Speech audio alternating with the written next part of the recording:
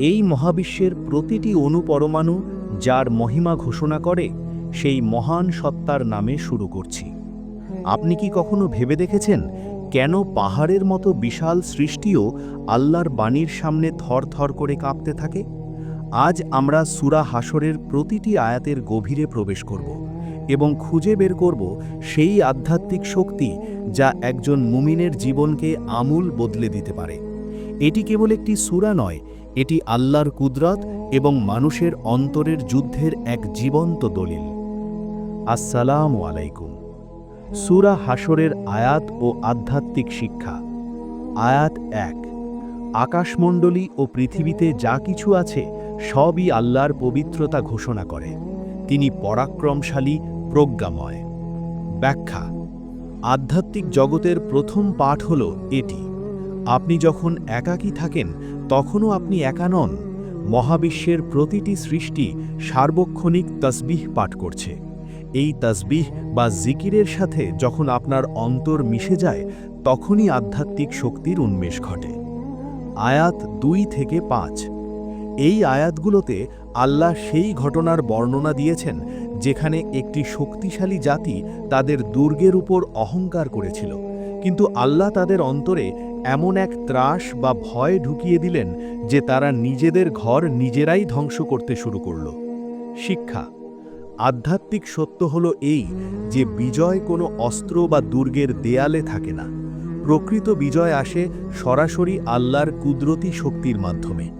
মানুষ যখন নিজের বুদ্ধির উপর অতি নির্ভরশীল হয়, আল্লাহ তখন ভেতর থেকেই তাদের ভীত করে দেন। তাই ভরসা কেবল এক আল্লাহর উপর রাখুন। আয়াত ৬ থেকে ১০। এখানে আল্লাহ গনিমতের মাল এবং মুহাজির ও আনসারদের ত্যাগের কথা বলেছেন, বিশেষ করে যারা অভাব থাকা সত্ত্বেও অন্যকে নিজেদের উপর অগ্রাধিকার দেয়। শিক্ষা। আধ্যাত্মিকতার মূলে রয়েছে ত্যাগ। নিজের নফস বা কুপ্রবৃত্তিকে দমন করে অন্যের কল্যাণ করা হল প্রকৃত ঈমানদারের কাজ। স্টার্সি ও ঈমানদার ওমজয়ের যে মহান চেতনা, তার প্রতিফলন ঘটে এই নিঃস্বার্থ ভালোবাসার মাধ্যমে। যার অন্তর কৃপণতা থেকে মুক্ত সেই প্রকৃত সফল। আয়াত ১১ থেকে ১৭। এই অংশে আল্লাহ মুনাফিক এবং শয়তানের প্রতারণার উদাহরণ দিয়েছেন। শয়তান মানুষকে পাপের পথে ডাকে, কিন্তু বিপদের সময় সে হাত ধুয়ে ফেলে এবং বলে, আমি আল্লাহকে ভয় করি। শিক্ষা। এটি আমাদের নফসের একটি বড় ধোঁকা। আধ্যাত্মিক পথে চলতে হলে আপনাকে চাটুকারিতা এবং মুনাফিকি থেকে দূরে থাকতে হবে। মানুষের উপর অতি ভরসা আপনাকে ধোঁকায় ফেলবে। কেবল আল্লাহর রশিই আপনাকে রক্ষা করবে। আয়াত ১৮। হে মুমিনগণ, আল্লাহকে ভয় করো। প্রত্যেকের উচিত চিন্তা করা যে সে আগামীকালের অর্থাৎ পরকালের জন্য কি পাঠিয়েছে। শিক্ষা। এটি আত্মিক জাগরণের আয়াত। একজন ঈমানদার প্রতিদিন রাতে ঘুমানোর আগে নিজের হিসাব নেবে সে কি আল্লাহর সন্তুষ্টির জন্য কোনো কাজ করেছে। আগামীকালের সেই কঠিন ময়দানের জন্য আপনার পাথেয় কি। আধ্যাত্মিকতা মানেই হল পরকালের জন্য নিজেকে তিল তিল করে গড়ে তোলা। আয়াত ১৯। তোমরা তাদের মতো হইও না যারা আল্লাহকে ভুলে গিয়েছিল, ফলে আল্লাহ তাদের নিজেদের আত্মাকেই ভুলিয়ে দিয়েছেন। শিক্ষা। এটি অত্যন্ত গভীর একটি কথা। আপনি যদি স্রষ্টাকে ভুলে যান তবে আপনি নিজেকেও হারিয়ে ফেলবেন। আপনার অস্তিত্বের উদ্দেশ্য কি তা আপনি আর খুঁজে পাবেন না। নিজেকে চেনার একমাত্র উপায় হল আল্লাহকে চেনা। আয়াত ২০। জাহান্নামের অধিবাসী এবং জান্নাতের অধিবাসী সমান হতে পারে না। জান্নাতের অধিবাসীরাই সফলকাম। শিক্ষা। জীবন একটি পরীক্ষা। এখানে নিরপেক্ষ থাকার কোনো সুযোগ নেই। হয় আপনি হকের পথে থাকবেন, নয়তো বাতিলের পথে। আপনার প্রতিটি কাজ আপনাকে জান্নাত অথবা জাহান্নামের দিকে নিয়ে যাচ্ছে। আয়াত ২১। যদি আমি এই কোরআন পাহাড়ের উপর অবতীর্ণ করতাম তবে তুমি দেখতে পেতে যে আল্লাহর ভয়ে তা বিনীত ও বিদীর্ণ হয়ে যাচ্ছে।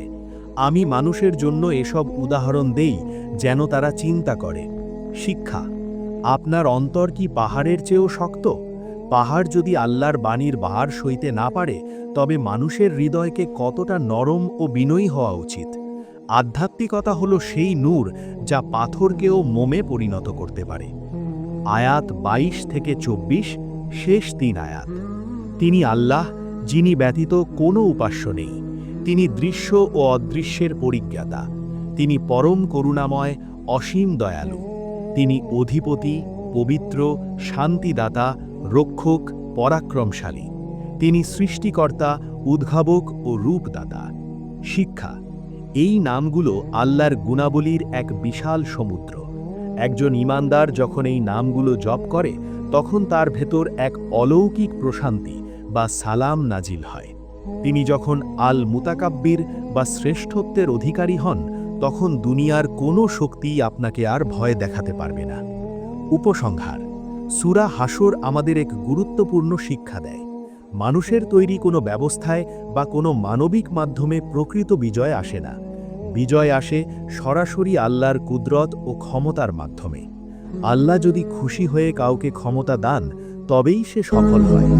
আসুন আমরা যেন সেই ঈমানদারদের অন্তর্ভুক্ত হতে পারি, যারা কেবল আল্লাহর সন্তুষ্টির জন্যই কাজ করে।